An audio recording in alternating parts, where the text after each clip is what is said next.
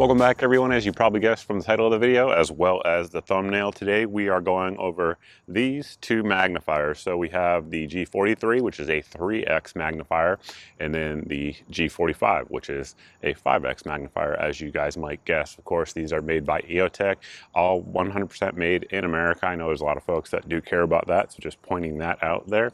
And they're definitely updates to the previous version here, which is the G33 rather, which really has been kind of like the king of magnifiers over the last, I guess, 10 to 15 years. And these are the updated versions. So we're going to get into the details, pros and cons of them, all of those sorts of things. But we want to thank the sponsor of today's video first, and that is the Personal Defense Network.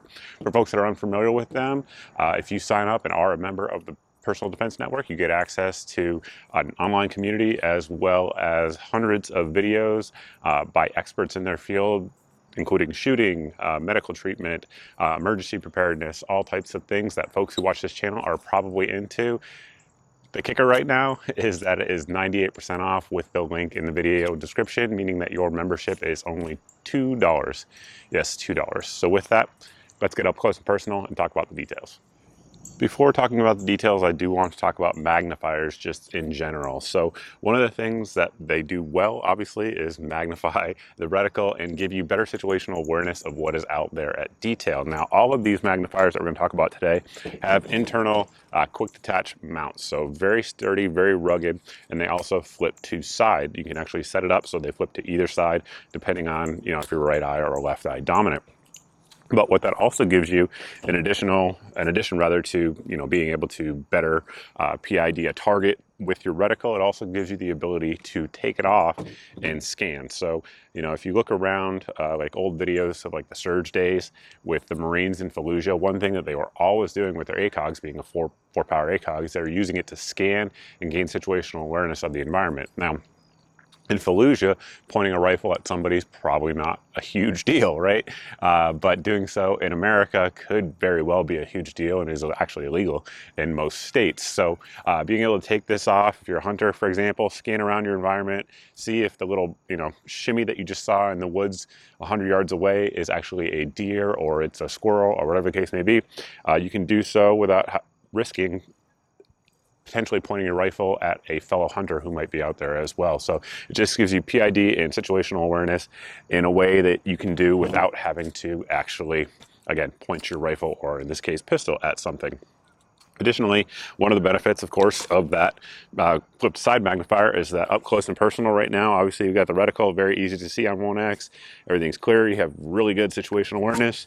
Kick it up, and now at this point, we are getting more data, at least on things that are further away with the magnifier. Now, one thing that both of these do have, which I do like for sure, is they have the ability to center the reticle as you look through it in the actual magnifier itself. So this, of course, is how you're going to adjust where the reticle is in the vertical space, and then this one here is where you're going to adjust where the reticle is in the horizontal space.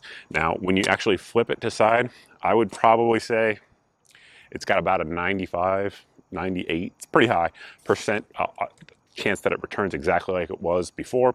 For whatever reason, every now and then, I don't know if it's the scope or rather the optic or the magnifier, it'll actually move a couple degrees left or right, up and down in there. Does it actually matter in terms of performance and getting hits on target? No, not at all.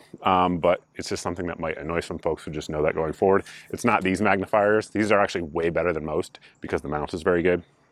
It's all magnifiers have that potential issue. It's just basically a tolerance stacking type of issue, but just know that going forward. Now, between all three of these optics, what are you looking at? Well, again, G43, the original OG. This one is going to be the lightest of the bunch. That said, it also has the shortest eye relief. So why is that important? Well, eye relief with like a low power variable optic is important, but it's not as important as it would be in this case. And the reason for that is you can slide that scope back and forth, but most of your optics are going to mount on an AR upper, right? And that's what most folks are using. Most of you guys watching this, considering this, are doing so with the idea of possibly putting this on an AR-15. So with that, rail space becomes a priority because obviously with this particular upper receiver here, we don't have a lot of mounting space that you can actually get the magnifier behind. So that way it is in a natural shooting position as you would fire the pistol.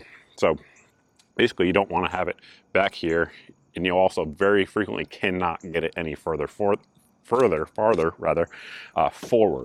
that's going to be particularly true when we're talking about the 5X magnifier and the G43 actually, because they're both a little bit longer than what you're going to get with the 43. We have the mount closed, so that might help if we opened it up, if we actually wanted to use it. But anyway, as you guys can see, again, with that 5X on there, it is a little bit longer. Most folks are going to prefer their magnified optics to be somewhere around the charging handle. It's relatively easy to do so with these. Now, between the actual G43 and the G45, obviously with the G45, we're getting a little bit more weight.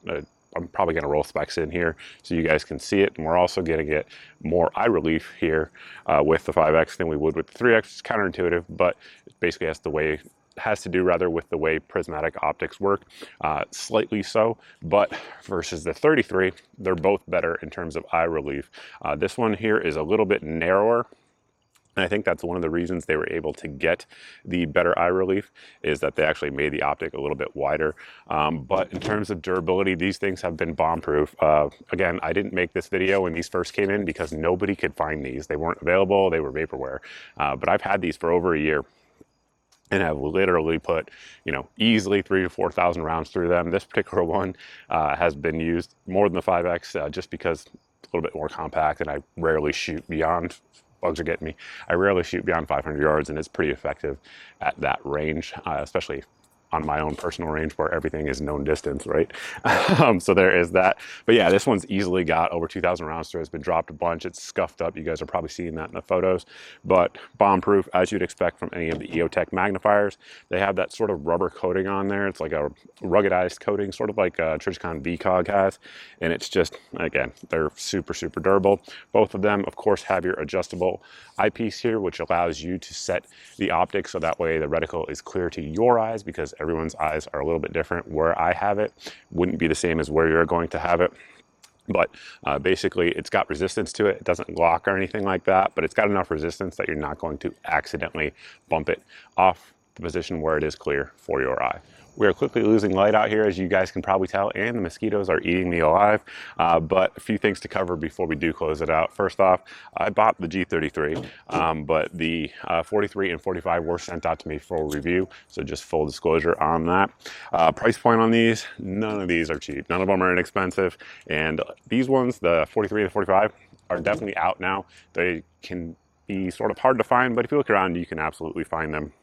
Again, as when we're recording this video, but basically all of these are going to be over $500. And for magnifiers that are basically the most expensive ones that I'm aware of on the market right now, maybe with the exception of Aimpoint, but they are also the only ones that I'm aware of that are all made in America. So if you care about that, if that's something you value, then hey, it might be worth it for you guys, but just know that they are expensive. In terms of image quality, they're as good as anything out there on the market. I have basically all of the popular magnifiers. You guys have probably seen them on the channel and various social media posts. And again, they are either as good as or better than everything else. So optical clarity, good to go. You cannot be mad about it at all. They do offer high density glass, so very well known for being high quality. And with that, I suppose the question becomes, which one would I get if I was you? Well, it depends is the answer to that. If you already have a G43 and you're debating getting the 43, would I immediately run out and get it?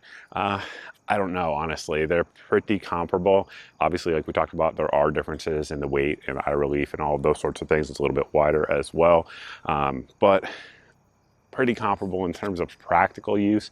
If you don't have either, which one would you get? I would definitely get the 43. If you're just going to pick one up and you don't already have something, I'd get the 43 for sure.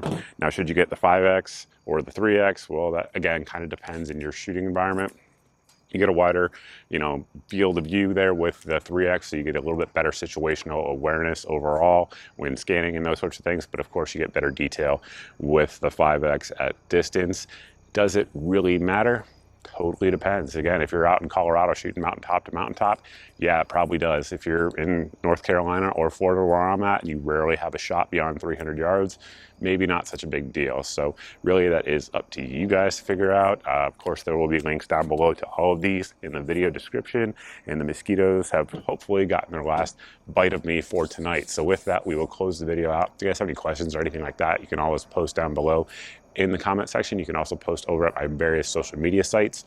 If you guys are watching this video and you like it and you're not subscribed, definitely hit the subscribe button. If you've done that and you're not seeing 2 to 4 videos a week here on the channel, definitely hit the notification bell and sign up for my email at the website here on your screen that you see. This email goes out once a month and it has all of the videos since the previous month's email. So that way there's no big tech giant censoring your eyes from my content.